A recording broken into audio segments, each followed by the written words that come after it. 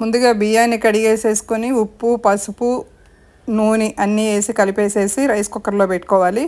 అది కీప్లోకి వచ్చిన తర్వాత ఇలా అన్నాన్ని కొంచెం పక్కకు తీసేసి కరివేపాకు ఇలా వేసి మూత పెడితే మంచి సువాసనతో అన్నం అంతా పట్టి చాలా బాగుంటుంది. అన్నం ఎలా చల్లారి పెట్టుకోండి. 1కి 2 నీళ్లు పోసుకోండి. మామిడికాయని ఇలా తురిమేసి పెట్టుకుని పోపులో వేరుశనగ గింజలు వేయించి తీసి పెట్టేసుకుని ఈ 2 రకాల పప్పులు తర్వాత ఒకదాని తర్వాత ఒకటి వేసుకోవాలి. అలా అయితే చక్కగా ఎగుతాయి అన్నీ కూడా సమంగా.